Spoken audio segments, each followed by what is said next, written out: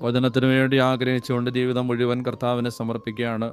ജീവനും എൻ്റെ സർവസ്വവും കർത്താവേ അങ്ങയുടെ മുമ്പിൽ ഞാൻ സമർപ്പിക്കുന്നു, പൂർണ്ണമായിട്ടും വിട്ടുതരുന്നു.